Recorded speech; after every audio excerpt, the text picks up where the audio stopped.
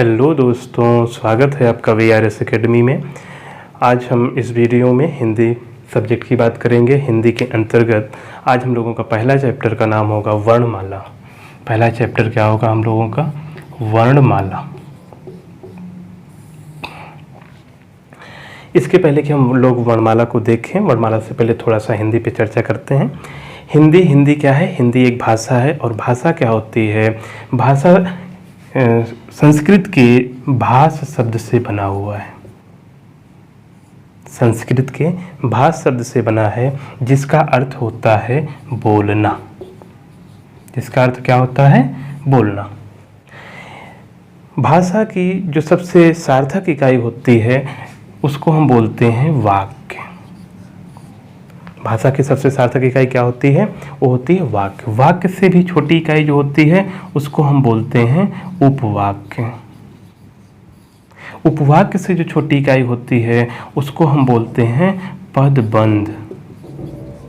और पदबंध से भी जो छोटी इकाई होती है उसको हम बोलते हैं पद। और यही जो पद होता है इसी को ही हम क्या कहते हैं? शब्द भी कहते हैं। यही क्या होता है? शब्द होता है। पद से भी जो छोटी इकाई होती है उसको हम बोलते हैं अक्षर। और जो अक्षर से भी छोटी इकाई होती है, यानी अक्षर से जो छोटी इकाई होती है उसको हम क्या बोलते हैं? वर्ण कहते हैं। वर्ण को ध्वनि भी कहा जाता है। वर्ण को हम ध्वनि भी कहते हैं। तो ये जो वर्ण होते हैं इन्हीं का जो सार्थक क्रम होता है उसी को ही हम क्या कहते हैं? उसी को हम कहते हैं वर्णमाला। वर्णमाला के दो पार्ट होते हैं। पहला होता है स्वर और दूसरा होता है व्यंजन। स्वर में जैसे आ, बड़ा आ, ई, बड़ी ई, ये सब आते हैं स्वर के अंतर्गत। और व्यंजन की अगर हम बात करें तो व्यंजन में जैसे का, खा, गा, घा, अंगा, ये सब क्या आते हैं? हमारे व्यंजन में आते हैं।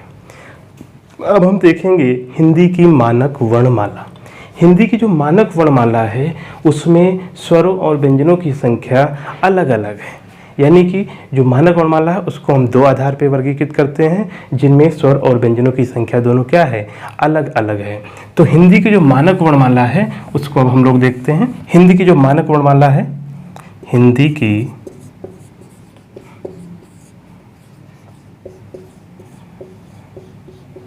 मानक वर्णमाला।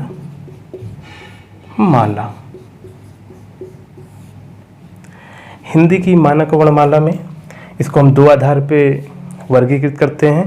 पहला क्या है? इसको हम ऐसे कर लेते हैं।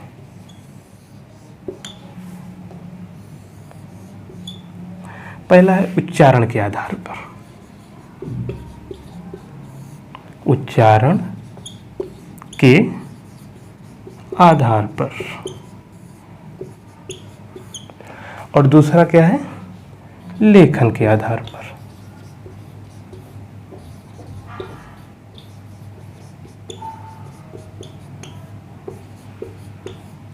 उच्चारण के आधार पर इसमें वर्णों की संख्या टोटल होती है।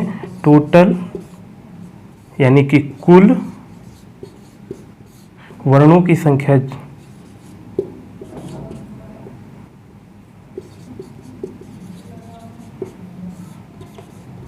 45, जिसमें 10 स्वर प्लस 35 व्यंजन। ये बहुत कंफ्यूजिंग क्वेश्चन यहाँ से बनते हैं कि कभी कभी उच्चारण के आधार पे पूछ लेता है और कभी कभी लेखन के आधार पे पूछता है। तो हम लोग यहाँ पे गलतियाँ बहुत करते हैं। तो लेखन के आधार पर हमको ध्यान देना है कुल वर्णों की संख्या इसमें कितनी होती है। कुल वर्णों की संख्या जो होती है इक्वल टू 52 यानी 52 होती है। और ये जो 52 वर्ण होते हैं इसमें 10 तो पहले के ही स्वर थे, 3 स्वर इसमें और ऐड हो जाते हैं, यानी 13 स्वर हो जाते हैं। और 35 व्यंजन तो पहले से ही थे, और 4 व्यंजन इसमें और जुड़ जाते हैं तो ये हमारे व्यंजन हो जाते हैं। ये है हमारी हिंदी की मानक वर्णमाला। हिंदी की मानक वर्णमाला में यहाँ पे क्वेश्चन हम बार बार कह रहे हैं कि कन्फ्यूजन बहुत होता है। पहला तो उच्चारण के आधार पे और दूसरा लेखन के आधार पे। तो जब कभी भी हमारे पेपर में क्वेश्चन आएगा तो हमको ध्यान देना है कि वहाँ उच्चारण के आधार पर पूछ रहा है या फिर लेखन के आधार पर।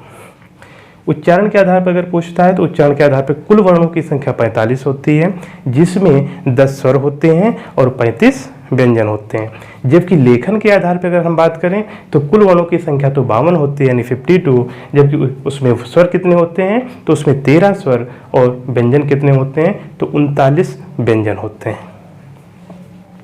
अब हम इसमें जो उच्चारण के आधार पर है कुल वर्णों की संख्या देखते हैं कि इसमें स्वर कौन कौन से हैं और व्यंजन कौन कौन से हैं। तो सबसे पहले हम स्वर देखते हैं।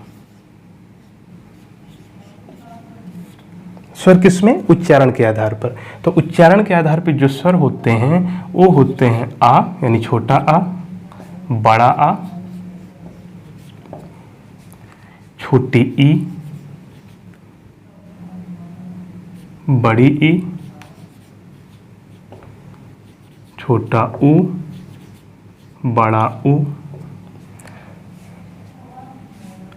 ए, आई, ओ और आओ। कितने हो गए? 1 2 3 4 5 6 और 4 ए 10। तो उच्चारण के आधार पर कुल वर्णों की संख्या में तो 45 है, लेकिन उसमें स्वर कितने हैं तो उसमें जो स्वर हैं वो है हमारे ये 10 स्वर। यहाँ से लेकर के यहाँ तक कितने स्वर हैं? ये है हमारे 10 स्वर। अब इसी में यानी उच्चारण के आधार पर अगर हम देखें तो जो व्यंजन है वो कितने हैं तो वो हमारे 35 व्यंजन हैं। अब हम लोग व्यंजनों को देख लेते हैं। व्यंजन में पहला जैसे जिसको हम का वर्ग भी कहते हैं, का वर्ग के अंतर्गत का, खा, ग, घा, अंगा। चा वर्ग,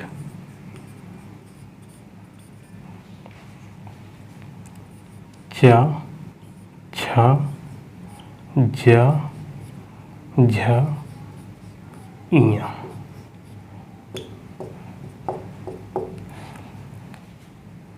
टा वर्ग,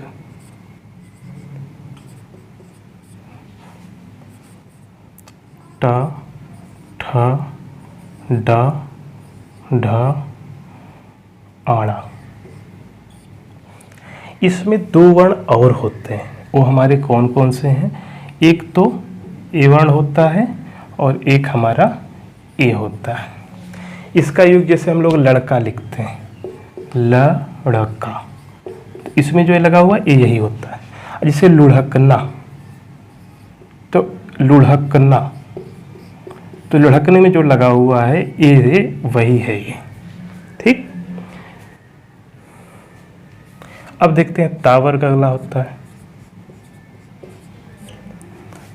तो इसके अंतर्गत ता, था, दा, धा, ना।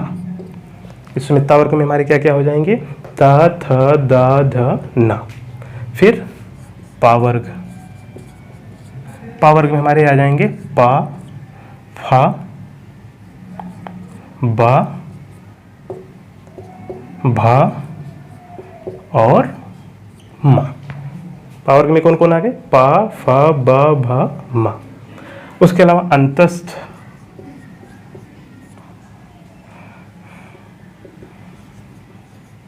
अंतस्थ के अंतर्गत आते हैं या, रा, ला, वा। अंतस्थ हो गए। ऊष्म, ये सब अंतस्थ, ऊष्म, ये सब क्या है? इसको हम जब विस्तार में देखेंगे व्यंजन आगे के वीडियोज में तो उसमें विस्तार से बताएंगे कि इसको कैसे हम पहचानते हैं और क्या कहेंगे कि ये ऊष्म वर्ण है या फिर अंतस्थ है। तो ऊष्म वर्ण जो होते हैं वो होता है स, ख, सा और हा। इसके अलावा 4 संयुक्त अक्षर होते हैं, छ, त्र,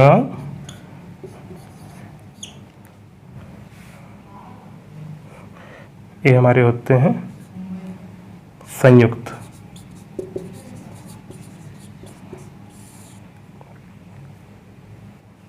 संयुक्त में हमारे छत्रंग्या, और एक होता है, आप लोगों ने ए वाला स्रा देखा होगा, तो ए वाला स्रा भी इसमें काउंट किया जाता है। इस आधार पे हम देखेंगे तो संयुक्त व्यंजन कितने हो गए, 4। तो अब इसको हम काउंट कर लेते हैं। ए कितने, 5, ए भी कितने, 5, और इसमें आ गए 7, इसमें आ गए 5, ए भी 5, तो ये टोटल हो गए कितने, 5, 5, 10 और 10, 10, 20, 27, 27 तो ए हो गए, और प्लस इक्वल टू 4 और ए 4 और 4 ए, इन सबको जोड़ें तो 4, 4, 8, 4, 12 और 12, 7, 19 और 19, 20 कितना हो गया, 39। तो ये टोटल हमारे आ गए, इसको हम ऐसे देख लेते हैं, 27 + 4 + 4 + 4 इक्वल टू 39। 39 मतलब जो हमने लिखा था 35 + 4। लेकिन इसमें ध्यान देना है कि उच्चारण के आधार पे कितने व्यंजन है हमारे, तो वो है 35। इन 35 में सिर्फ यहीं तक काउंट होते हैं। ये जो 4 हैं हमारे, इसको हम लेखन के आधार पर जो वर्णों की संख्या है, यानी 35 + 4 व्यंजन होते हैं, उसमें हम इसको काउंट करते हैं। तो लेखन के आधार पर टोटल कितने हो जाएंगे, 39 व्यंजन होंगे। जबकि उच्चारण के आधार पर अगर हम देखेंगे तो वो हमारे कितने हो जाएंगे, वो हमारे होंगे 27 + 8 इक्वल टू 35। तो ये बात आपको क्लियर हुई। इसमें हमने देखा कि उच्चारण के आधार पे कितने टोटल, 35, कहाँ तक, ऊष्म वर्ण तक। संयुक्त व्यंजन उसमें हम नहीं काउंट करेंगे। और जबकि लेखन के आधार पे अगर हम देखें तो लेखन के आधार पे इन 4 को भी गिन लेंगे तो कितना हो जाएगा, 35 और 4 39। ये बात क्लियर हो गई। व्यंजन में तो हमने देख लिया कि 4 होते हैं, बढ़ गए, लेकिन स्वर में हमें अभी बाकी है 10 और 3। तो इसको देख लीजिए, स्वर में जो 3 बढ़ते हैं वो कौन कौन से होते हैं। तो स्वर में जो 3 बढ़ रहे हैं वो एक तो होता है री, ऋषि वाला री आप लोगों ने देखा होगा, और एक कौन होता है, अंगूर वाला आ, और ए। इन सबको कुछ आयोग वाह करके बोलते हैं। इसको हम लोग जब नेक्स्ट वीडियो में देखेंगे, स्वर पढ़ेंगे, तो उसमें देखेंगे कि ये भी हमारे स्वर के अंतर्गत ही आते हैं। तो इस आधार पे हमने इस वीडियो में देखा कि मानक हिंदी में टोटल उच्चारण के आधार पे वर्णों की संख्या 45 होती है, जिसमें 10 स्वर होते हैं। वो 10 स्वर कहाँ तक, यहाँ तक होते हैं, और साथ में 35 व्यंजन, वो 35 व्यंजन ये होते हैं हमारे 27 ऐसे प्लस 8 यानी 35। और लेखन के आधार पर अगर हम देखें तो लेखन के आधार पर स्वरों की संख्या हो जाती है 10 + 3 13, और जबकि व्यंजनों की संख्या कितनी हो जाती है, 35 ए और 4 संयुक्त व्यंजन, तो ये टोटल हो जाते हैं हमारे 39। तो इस वीडियो में हमने आपको यहीं तक बताया। उम्मीद करते हैं आपको पसंद आया होगा वीडियो। यदि वीडियो पसंद आए तो इसको, चैनल को सब्सक्राइब करिए, लाइक करिए, और इसके अगले वीडियो में हम लोग स्वर की चर्चा करेंगे, और स्वर में देखेंगे कि स्वर के कितने पार्ट होते हैं, उसको कितने कितने भाग में डिवाइड किया गया है। क्योंकि ये टॉपिक जो होता है, जो टॉपिक हमारा वर्णमाला है, ये बहुत ही हिंदी का इम्पोर्टेंट टॉपिक है। इसमें हम लोग बहुत कंफ्यूज रहते हैं। इसमें सबसे ज़्यादा अगर क्वेश्चन बनते हैं तो इसी टॉपिक से बनते हैं, जिसमें हम लोग गलतियाँ बहुत करते हैं। तो ठीक है, मिलते हैं नेक्स्ट वीडियो में।